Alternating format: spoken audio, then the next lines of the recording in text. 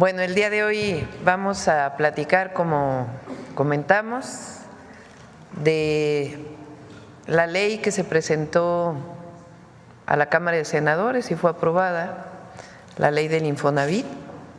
Nos va a platicar su director, el ingeniero Octavio Romero, las razones por las cuales se presenta esta reforma legislativa a la ley del Infonavit. Y después vamos a hablar del Día Internacional del Migrante. Y ahí es donde les tenemos una hermosísima sorpresa a todos nuestros hermanos, hermanas, paisanos, paisanas, mexicanos, mexicanas que están del otro lado de la frontera. Les tenemos un regalo el día de hoy, un hermosísimo regalo, ya van a ver cuál es. Entonces, primero hablamos del Infonavit y después hablamos de… El regalo se llama Legado de Grandeza. Adelante, Octavio. Bueno, y… mentira.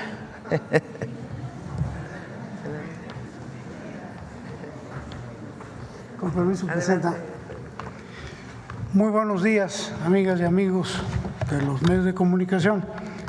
Pues nos encargó la Presidenta de la República que les platicáramos un poquito acerca de la reforma a la ley del Infonavit y pues procederíamos con una pequeña presentación. Bueno, a lo mejor no tan pequeña. Adelante, por favor. Después de Octavio vamos a tener una conversación remota con Juan Ramón de la Fuente, que está en Estados Unidos. Adelante.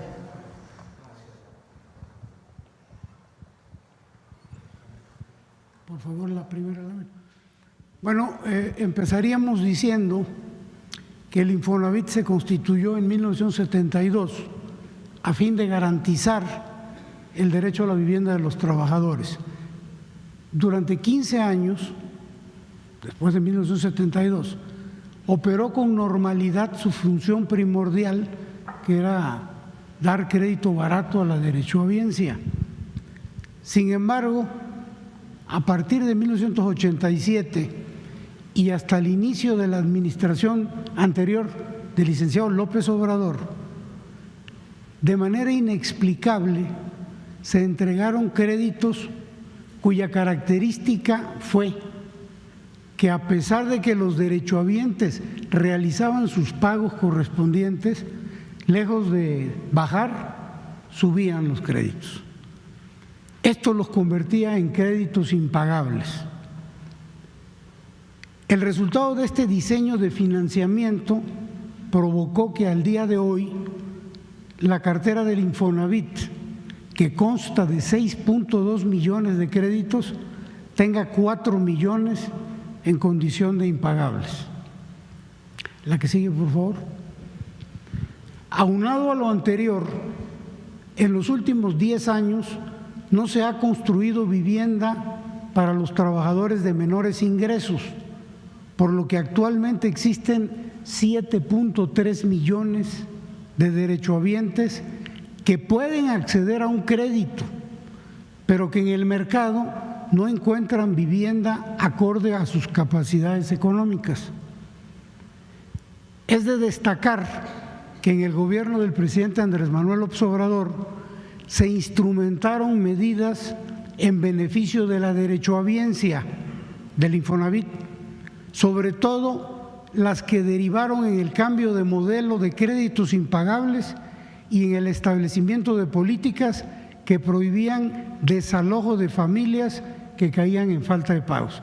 En el gobierno del presidente López Obrador se dejaron de otorgar créditos impagables. A partir de ese gobierno los créditos son normales, son correctos y ya no se desalojaron familias durante su administración. Lo mismo que en la administración de la presidenta Claudia Sheinbaum. La que sigue, por favor. ¿Cuáles son las propuestas de reforma? Continuar diciendo que el incremento en la generación de empleos así como el incremento del salario mínimo que de manera histórica se impulsó en la administración pasada, también jugaron a favor de los trabajadores, pues los recursos del Fondo de Vivienda aumentaron más de 5 veces, al pasar de 140,000 millones en 2018 a cerca de 800,000 millones al cierre de la administración del presidente López Obrador, al cierre de este año. Por la configuración corporativa que tiene el Infonavit en la actualidad, la presidenta de la República planteó una reforma legal que equiparará la gobernabilidad del Infonavit con la del IMSS, manteniendo el sello tripartita que distingue a ambas instituciones.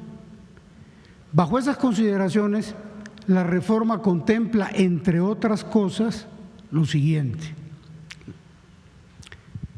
un sistema de vivienda con orientación social que se amplía en 3 vertientes: crédito barato y suficiente, es decir, para que tengan acceso a vivienda derechohabientes que ganan menos de 2 salarios mínimos. El desarrollo de vivienda, es decir, el Infonavit va a tener la posibilidad de comprar terrenos, recibirlos en donación y construir vivienda. Y el arrendamiento social con opción a compra. Los trabajadores van a poder rentar sin exceder el pago del 30% de su salario para que tengan acceso a una vivienda adecuada. La que sigue, por favor. Ah, caray, ¿nos regresamos? No. Sí.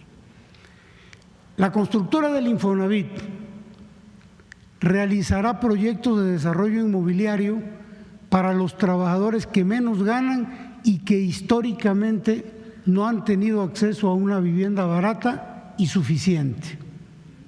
Actualmente existen 7.3 millones de derechohabientes con ingresos de menos de 2 salarios mínimos que ya tienen derecho a un crédito para adquirir una vivienda de interés social, solo que estas no existen en el mercado.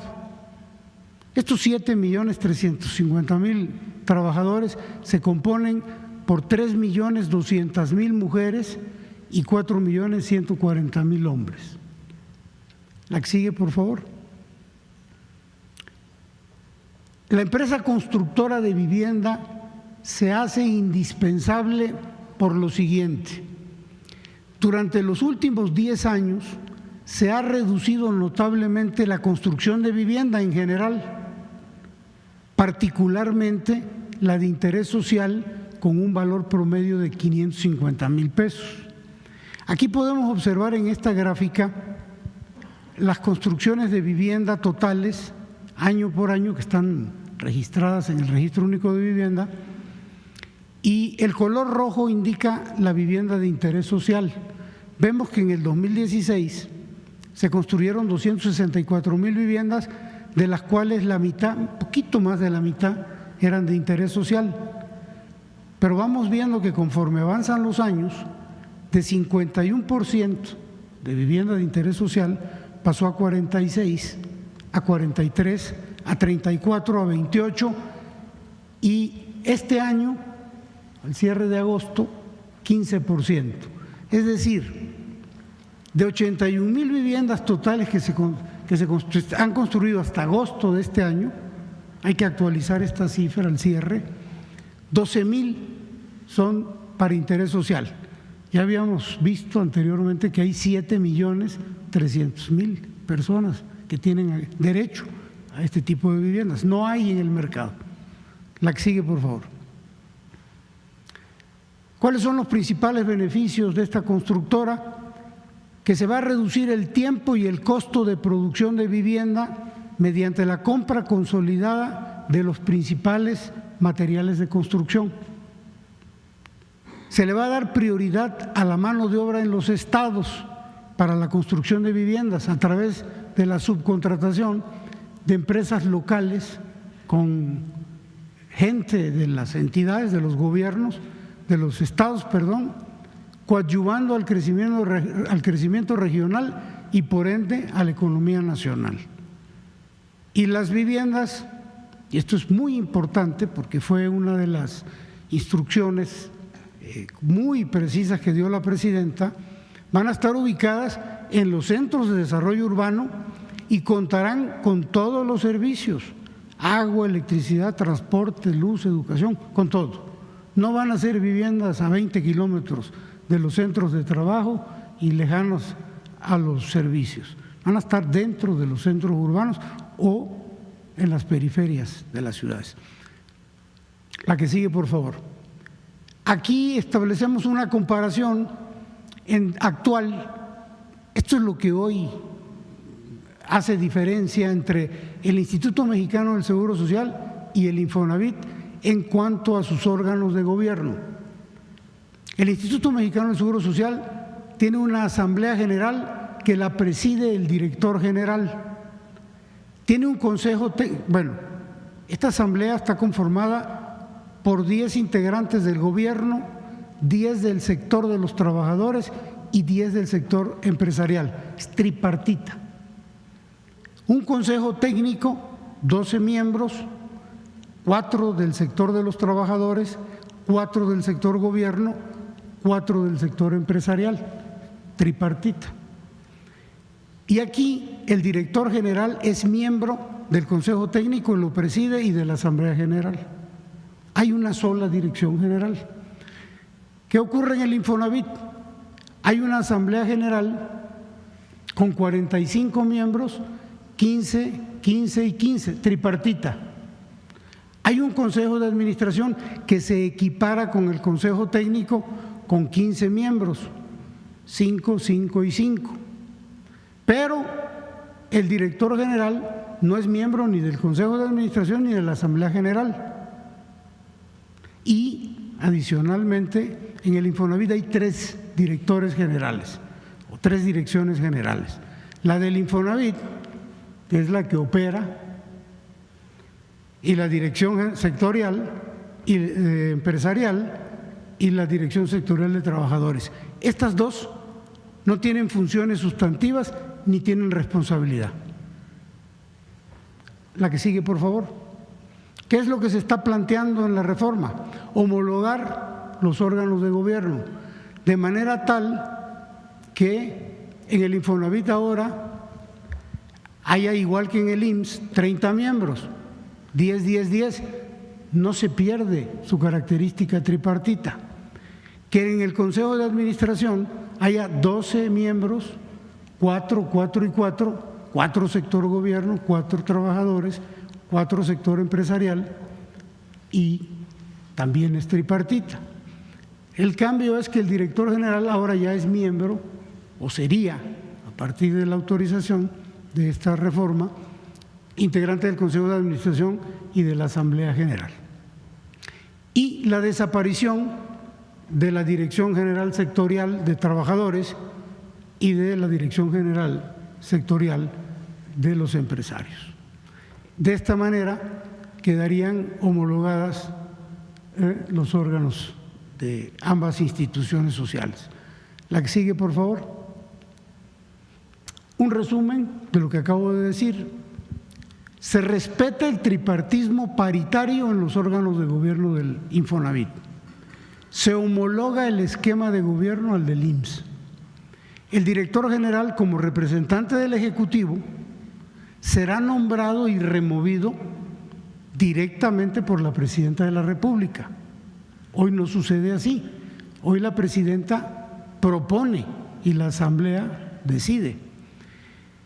Se eliminan las direcciones sectoriales de trabajadores y empresarial que no tienen funciones sustantivas ni responsabilidades, pero sí tienen prerrogativas y percepciones económicas muy por encima del sueldo de la Presidenta de la República. Es decir, no tienen responsabilidades, no tienen funciones, pero ganan más que la Presidenta de la República.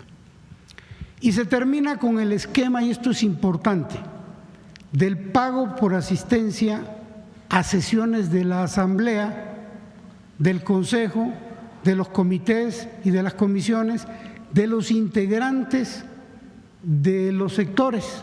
Cada uno de los integrantes que asiste a una asamblea, a un consejo, a un comité, a una comisión, cobra por asistencia entre 60 y 90 mil pesos por cada sesión. La que sigue, por favor. Esta reforma a la ley va a permitir un mayor control y vigilancia de los recursos provenientes del ahorro de los trabajadores. Me explico. Al existir 3 direcciones en el instituto, en el Infonavit, se diluye la línea de responsabilidad y los órganos de control al interior del Infonavit resultan ineficaces. Solo se realizan observaciones administrativas irrelevantes, dado que no se atacan los verdaderos actos de corrupción que se han venido dando. Con la reforma no solo va a existir una responsabilidad directa, trazable y transparente en el manejo de los recursos, sino que permitirá, como hoy no sucede, la fiscalización por parte de la Auditoría Superior de la Federación. Hoy no permiten que la Auditoría Superior haga auditorías al fondo. Y eso lo vamos a ver un poquito más adelante con algunos ejemplos.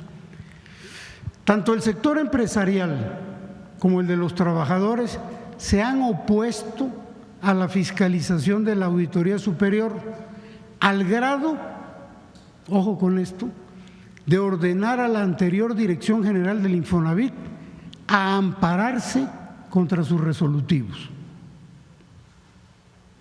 La que sigue, por favor. Estas modificaciones al marco normativo del Infonavit van a evitar que se vuelvan a presentar casos de corrupción como los que les vamos a presentar a continuación. Caso Telra Realty. Esta es una empresa.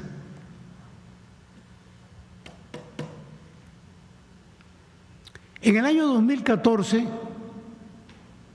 se contrató a esta empresa para diseñar y operar una plataforma para administrar soluciones de viviendas de acreditados que cambian de lugar en donde residían.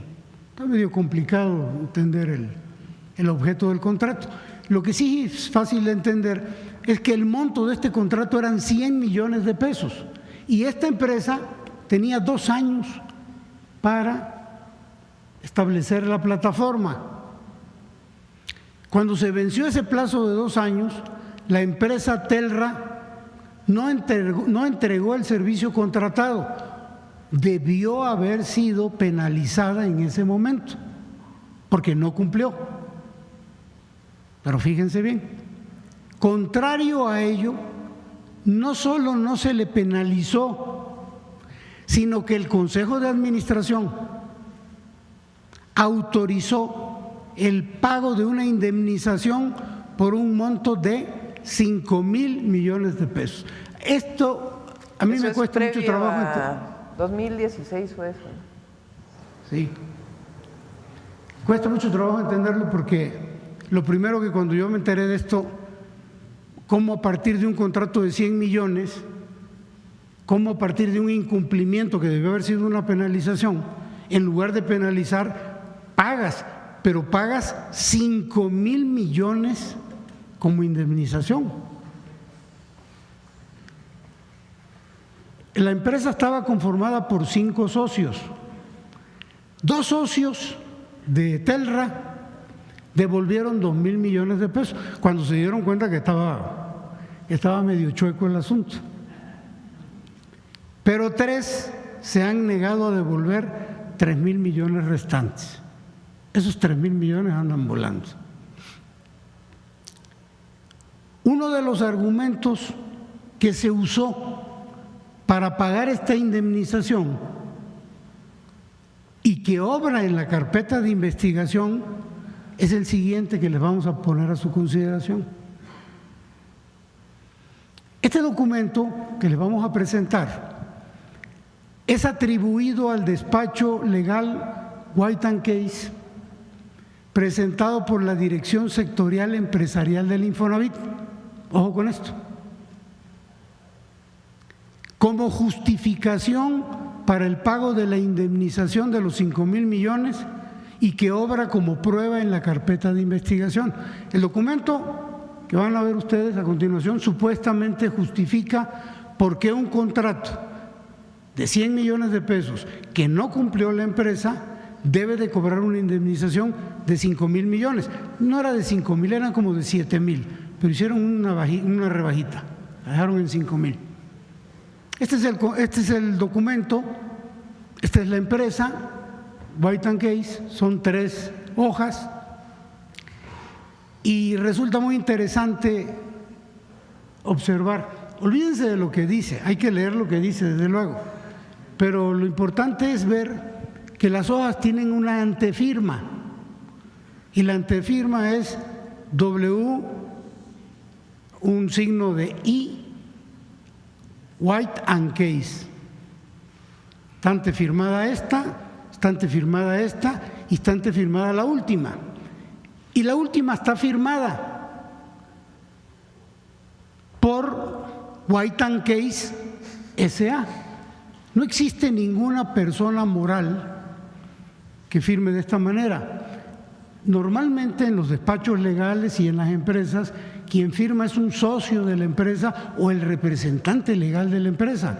Es como si Coca-Cola sacara un documento, un comunicado público, pues tendría que firmar el distribuidor, el director, pero no va a poner Coca-Cola y además firma Coca-Cola. Pues Coca-Cola no existe como persona física. ¿Sí se entiende, verdad?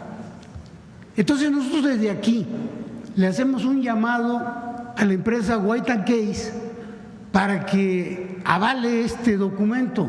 ¿O no? O no, porque nos parece bastante raro. Yo en mi vida he visto que una empresa pueda firmar, una empresa moral pueda firmar de esta manera. Firman los representantes, los directores. Esto lo presentó la Dirección General de los Empresarial como prueba, como justificación para el pago de los 5,000 millones. La que sigue, por favor. Y aquí viene algo interesante, porque no termina el asunto todavía. La Auditoría Superior de la Federación descubrió, a través de la información presentada por la Comisión Nacional Bancaria y de Valores, que en el caso de Telra existió triangulación de recursos, de dinero, entre las empresas contratadas directamente por el Infonavit y la cuenta bancaria de un funcionario del Infonavit que fungió como asesor del director general en 2018. Eso es antes de que llegara el presidente López Obrador. Sí, fue antes de la administración del presidente López Obrador. Sí, es importante. Ante la intervención de la Auditoría Superior, ojo, por alguna razón, los sectores empresarial y de trabajadores instruyeron en octubre de 2023 al Infonavit a interponer un amparo contra el informe de resultados de dicho órgano fiscalizador con el voto en contra del sector gobierno y de la oposición de la Dirección General. A la fecha continúan impidiendo la atención a las recomendaciones de la ASF, de la Auditoría Superior, con el argumento principal de que la Auditoría Superior de la Federación no tiene competencia para auditar los recursos, ellos les llaman recursos privados que pertenecen a los trabajadores. Este informe de resultados de la Auditoría Superior es público y se puede consultar en el siguiente vínculo. La que sigue, por favor. Otro ejemplo, actos de corrupción. Este es un programa que en el Infonavit se le llama Línea 3. Consiste en financiar a constructores de vivienda para los derechohabientes. Este tipo de proyectos son propuestos únicamente por las direcciones sectoriales de trabajadores y la empresarial, y así son presentados al Consejo de Administración para su autorización. No hay un estudio técnico, financiero, de ninguna índole, simplemente proponen una empresa para un desarrollo, se autoriza porque son 2/3 partes del Consejo y se aprueba. Se han identificado 22 proyectos autorizados entre 2017 y 2018 que no han sido concluidos y que presentan adeudos vencidos con el Infonavit en el orden de 575 millones de pesos. Adicionalmente a esto, existen 18 desarrolladores con adeudos por 768 millones de pesos, esto como resultado de deficiencias en el seguimiento a pagos y aplicación de penalizaciones. Estas cantidades no incluyen inflación, no incluyen intereses, que si se cuantifican, duplican estos montos. La que sigue, por favor. Este es un ejemplo de lo que estoy hablando. Estos desarrollos fueron promovidos por el sector de los trabajadores y autorizados en el 2016, periodo 2016-2018. Fíjense bien, estos proyectos recibieron recursos para comprar el terreno, para pagar licencias y permisos de construcción y para hacer infraestructura. O sea, la empresa no tenía ni para el terreno ni para los permisos, ni para los permisos. El terreno vale un poquito más. En el resto de los proyectos no se construyó ninguna de las empresas aprobadas. Lo relevante en el caso de estas 4 empresas es que a pesar de que no hicieron las viviendas, recibieron adicionalmente en estas 4, 45 millones una, 22 otra, 9 millones otra, 5 millones otra, dinero adicional, ya no del fondo directamente del Infonavit, sino de los créditos de los trabajadores. Es decir, sin haber construido la vivienda, se les otorgó crédito a los trabajadores y se les empezó a descontar de su dinero. En la administración pasada se detuvo esto porque se les estaba perjudicando a la gente, se les estaba cobrando por una vivienda que no se les había entregado. Pero lo que estamos haciendo en esta administración es tratar de sacar a esta gente de este problema, porque hoy tienen atrapado su crédito. Hoy no pueden disponer de dinero, ni tienen la vivienda porque no la terminaron, ni pueden sacarlo de un crédito, están sin vivienda, tienen congelado porque tienen atrapado su crédito. Entonces, no se construyó vivienda alguna, estos son los saldos, los intereses y lo que se le dio por parte de dinero de los trabajadores. Esto lo propuso el sector trabajadores. La que sigue, por favor. En el caso del sector empresarial también proponen. En estos casos del 2013 al 2018, estos proyectos propuestos por el sector empresarial recibieron recursos de Infonavit para terminar viviendas y otorgar viviendas a trabajadores mediante créditos. Con todo el apoyo financiero que se les dio, ni pagaron los recursos ni construyeron las viviendas. Esto funcionaba más o menos así. Ellos invirtieron una cantidad, digamos que el 50% del proyecto, se detuvieron, compraron el terreno, hicieron algunas obras, no construyeron vivienda, el Infonavit les dio el 50% que habían invertido y 20% más, es decir, 70%, y lo que hicieron ellos fue recuperarlo, el 50% que habían invertido y el 20% se lo quedaron. Y hoy solo nos queda buscar recuperar parte del dinero que entregó el Infonavit, recuperando los terrenos. Pero es muy factible que el 20% restante, que no lo invirtieron, pues sea difícil de recuperar. Vamos más. La que sigue, por favor. Este es otro caso de corrupción y es muy importante que se conozca y que se dé a conocer, porque hay que detenerlo. Existe una red delictiva donde intervienen trabajadores del Infonavit, notarios, despachos y peritos evaluadores que se han coludido a fin de otorgar múltiples créditos sobre una misma vivienda. Con la revisión que llevamos al día de hoy, que no incluye 11 estados del país, se han detectado 12,000 créditos sobre 1,400 viviendas, lo que significa que estas se vendieron hasta 4 veces cada una por año.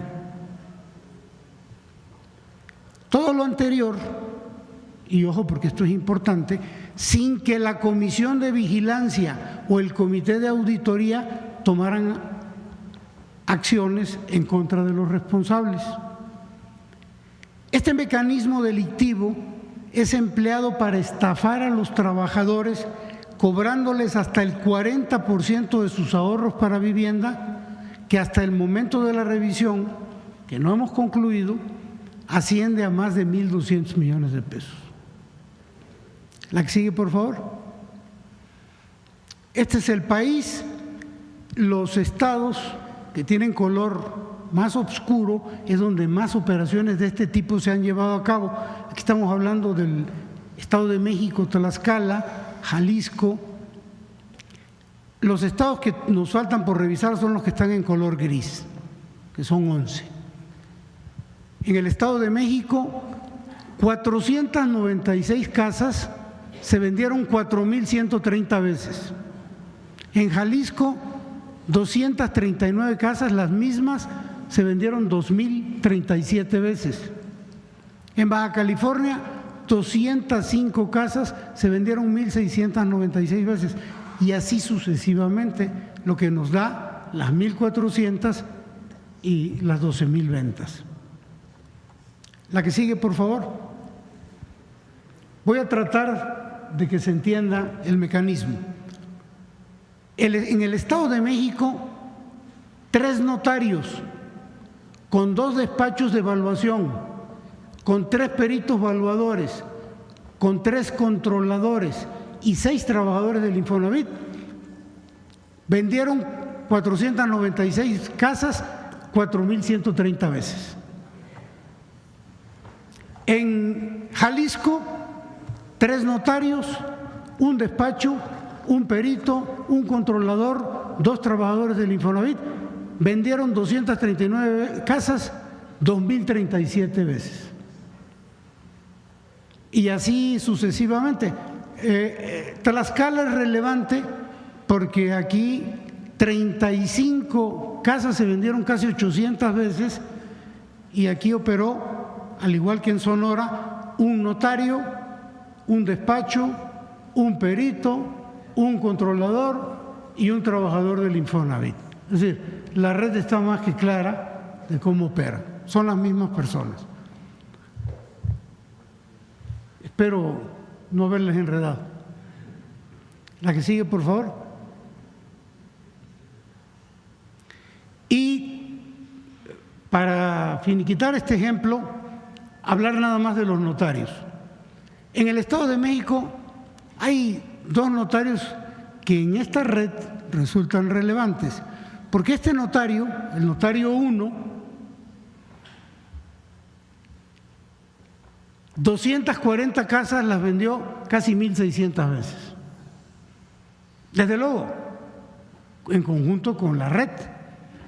El notario 2, también del Estado de México, 158 casas, 937 veces. Y así sucesivamente. Tlaxcala es importante porque 53, este notario, 53 casas las vendió 230 veces. Se hizo escrituras 230 veces. Creo que se ejemplifica el mecanismo y la red de complicidad. El siguiente ejemplo, por favor. Este es otro que llama la atención porque en el 2019 el Infonavit informó, esto ya había ocurrido en la administración pasada, el Infonavit informó a la Unidad de Inteligencia Financiera el pago de más de 3.600 millones de pesos a 4 despachos plenamente identificados. Estos despachos eran contratados para recuperar vivienda por la vía judicial. Y ojo aquí, esta práctica de la recuperación judicial se detuvo en la administración del presidente López Obrador y está detenido también en el gobierno de la presidenta Claudia Sheinbaum. Ya no se llevan a cabo este tipo de recuperaciones judiciales, no hay desalojos. Pero bueno, estamos hablando de otras épocas. 3.600 a 4 despachos. ¿Qué pasó? Que entre 2013 y 2015, estos despachos, en contubernio con diversos funcionarios del Poder Judicial, como que algo suena familiar aquí, y notarios de Nayarit, realizaron juicios fraudulentos en contra de 60,000 derechohabientes. Un ejemplo de este tipo de fraudes, de esta ilegalidad, es el siguiente. Un derechohabiente que vivía y tenía su casa en Chiapas fue notificado irregularmente en un domicilio en Nayarit, dentro de un juicio tramitado en el estado de Nayarit. Esto provocó que el derechohabiente quedara en estado de indefensión, pues nunca se enteró de que era parte de un juicio chiapaneco y lo notifican en Nayarit. Como si iba a enterar en un domicilio que quién sabe de quién era. La que sigue, por favor. Conclusión de este asunto: el Infonavit no recuperó ninguna vivienda y miles, y esto es lo peor, miles de derechohabientes fueron despojados de su vivienda sin un juicio justo, con todas estas irregularidades. Lo anterior, de nueva cuenta, sin que la Comisión de Vigilancia o el Comité de Auditoría tomara acciones en contra de los responsables. La que sigue, por favor. Este es otro. Esta es una empresa de seguros. Funcionarios del Infonavit contrataron ilegalmente un seguro de vida colectivo por 550 millones de pesos para los derechohabientes con crédito. ¿Por qué decimos que ilegalmente? Porque el instituto, el Infonavit, ya cubre ese seguro. Aquí están las fechas, 2013 y 2014 y los montos. La cobertura en esa época era contra riesgos de fallecimiento de las personas acreditadas solo en caso de desastre natural y de pandemias. Se adelantaron al COVID, lo que hacía que esta póliza fuera incobrable. Es decir, su contratación fue fraudulenta y, ojo, sin el consentimiento de los trabajadores acreditados y sin necesidad, porque ya el Infonavit cubre eso. De nueva cuenta, la Comisión de Vigilancia o el Comité de Auditoría no tomaron acciones en contra de los responsables. La que sigue, por favor. Vamos terminando. Ya con esto terminamos, Presidenta. Promesa. Hasta el 2010, el Registro Único de Vivienda tiene la finalidad de entregar un padrón de viviendas nuevas. Lo tenía a su cargo el Infonavit. En el 2011, el Consejo de Administración del Infonavit autorizó convertirlo en un fideicomiso que le pertenece al Infonavit. Ese fideicomiso genera recursos porque la información que da el registro único cobra por la entrega de esta información, pero ese ingreso no debe ser calificado como una utilidad toda vez que se debe reintegrar al ahorro de los trabajadores. En la sesión de julio de 2024, el Comité Técnico del RUP, donde participa el sector empresarial y de trabajadores, instruyó el pago de las utilidades del RUP. En noviembre pasado, el director del RUP gestionó el pago, como el pago de utilidades, a pesar de que un servidor dio instrucciones de no hacerlo, se repartieron las utilidades. En esta administración, como resultado de eso, 3 funcionarios han sido cesados y se están analizando las acciones legales correspondientes. Yo creo que esta es la última, ¿verdad? Falta una. Se me va a enojar la presidenta, yo creo que ya me va. No, dale. Nomás. ¿Cuál falta? ¡Ah!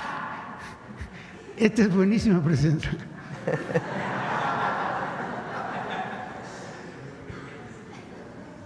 Es que, o sea, todo esto que hacen la Dirección General de Empresarios, Trabajadores, que no informa, que no pueden ser auditados, que el comité de auditoría ni por enterado se da, pero ahora miren cuánto ganan.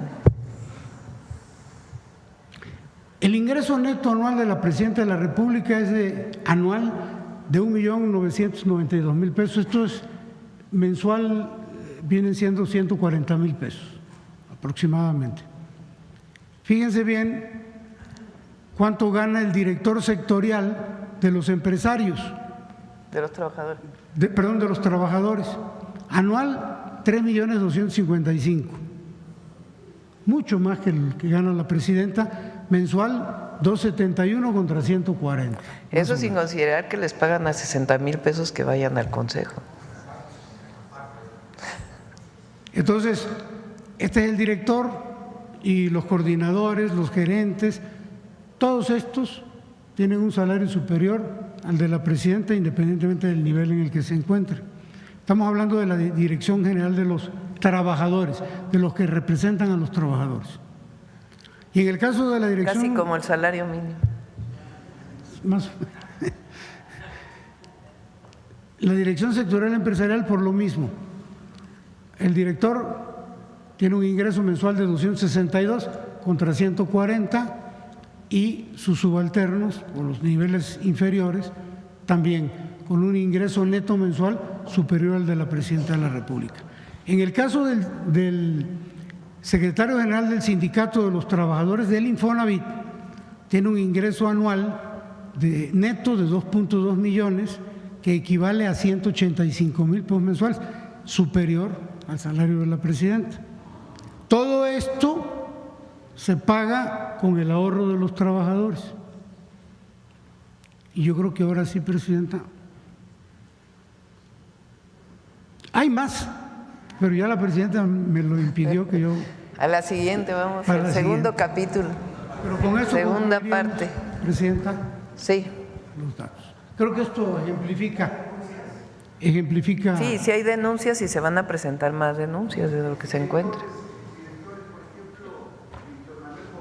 De 2000 fue el director de Infonavit, después fue Alejandro Murat y después David Penchina, que fue el de la reforma energética. ¿Habrá acciones legales en contra de esos exdirectores del 2000?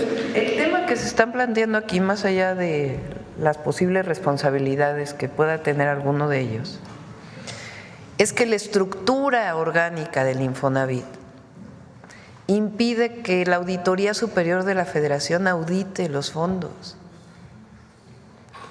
Imagínense que obligaron a Carlos Martínez, el anterior director del Infonavit, a que se amparara por una resolución del Consejo de Administración.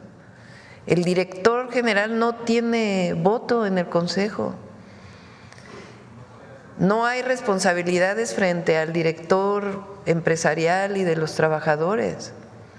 Entonces, lo que estamos planteando con la reforma es un cambio en la estructura del Infonavit, que sea transparente, que los trabajadores tengan la certeza de que están bien cuidados sus ahorros, que haya absoluta transparencia en la asignación de viviendas, en la asignación de créditos, y que tenga una estructura pues que permita un control y una auditoría.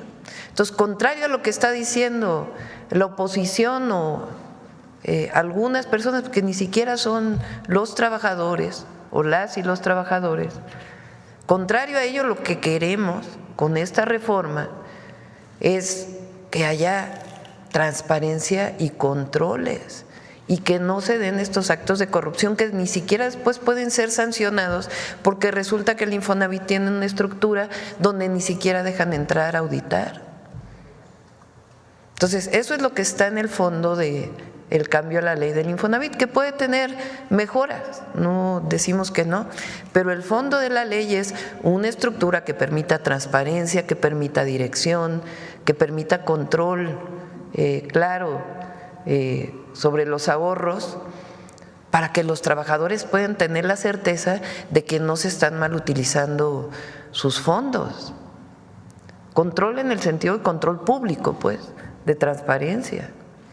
Entonces, eso más aparte que se puedan construir viviendas de interés social y que no solamente el Infonavit sea un fondo de ahorro que distribuye recursos a desarrolladores inmobiliarios, sino que sea un fondo de ahorro que permita pues que los trabajadores puedan tener vivienda, que al final ese es el objetivo central del Infonavit, el derecho a la vivienda.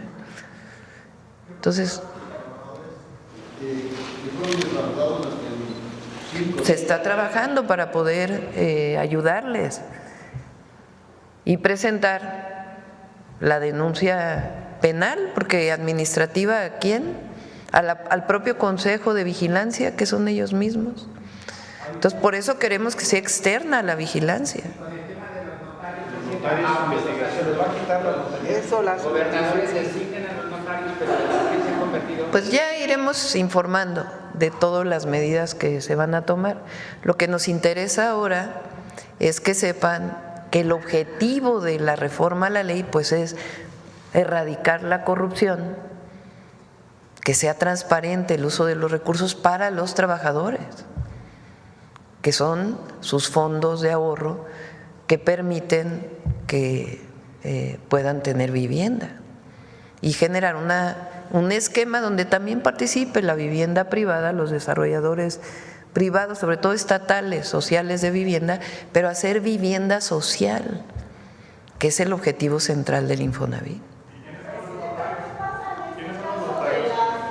De las ventas de las casas, el asegurado o el dueño del crédito o el trabajador está consciente de lo que está pasando. Muchas veces no, ¿verdad, Octavio? Que el trabajador no está consciente de que se hizo este fraude. ¿En cuál caso? En el caso de las viviendas que se vendieron no sé cuántas veces. No, bueno. Y también saber si alguno de estos órganos autónomos, porque algunas veces se ha pedido a MINAE información al respecto y está cerrado, entonces sería una forma también de saber que existen, pero no hacían o no hacen la actividad para la que fueron creados, ¿no? Gracias. A ver, vamos a hacer una cosa. Contesta, Octavio, el tema de si los trabajadores llegaron a estar informados de estos fraudes en distintos casos, y de la próxima semana, y seguimos pues en las siguientes semanas, porque esto es muy importante para las y los trabajadores que tienen su dinero en el Infonavit y para el país. Esta pregunta es muy importante y qué bueno Diosito, qué bueno que se hace, porque el Fondo de Vivienda de los Trabajadores tiene como finalidad que el trabajador tenga derecho a un crédito para vivienda, pero hay trabajadores que no ocupan ese fondo para vivienda porque a lo mejor heredaron una casa, no necesitan la vivienda. Ese dinero, el día que ellos se retiren, se va a su jubilación, no se pierde, siempre es de ellos. Lo ocupan para vivienda o lo ocupan para su jubilación. Muchos trabajadores no saben que tienen ese dinero y hay muchos coyotes que se aprovechan del desconocimiento de los trabajadores para decirles: oye, yo te saco tu dinero del Infonavit, porque si no se lo va a quedar el gobierno. Engañan al trabajador: claro, yo te lo saco a través de estas redes de complicidad, pero te quito el 30 o el 40% de ese monto. Entonces, el trabajador engañado a veces acepta la operación, se saca el dinero a través de esta red de corrupción, se saca el crédito, se compra una casa, se vuelve a vender, se le da el dinero al trabajador menos su 40% correspondiente, y como esto es más múltiple, se crea un fraude tipo pirámide, en donde al final del día el último es el que va a pagar. Hemos descubierto casos en el caso de la venta masiva, en donde al final empiezan a suplantar identidades, agarran el nombre de un derechohabiente que ni siquiera sabe, le falsifican los documentos y sacan el crédito a su nombre para empezar a tapar los huecos que se van generando. Pero entonces es parte de un engaño y es importante que los trabajadores sepan que su dinero está absolutamente seguro y que lo pueden usar para adquirir vivienda o para su retiro en el caso de que no requieran la vivienda. Presidenta, no sé si con esto. ¿Esas viviendas no están registradas en el registro público? Sí. En algunos casos sí, porque el notario, pero se venden varias veces, pues es el notario, por eso dice el director del Infonavit que hay notarios involucrados en estas redes, lamentablemente, y hay notarios buenísimos, muy honestos, pero hay algunos que lamentablemente están aquí. Todo esto pues se va a denunciar.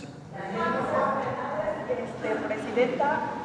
Si quieren vamos a dejarlo aquí, el tema Infonavit, porque ya vamos avanzados y además ya vamos a informarlo en el siguiente capítulo del Infonavit.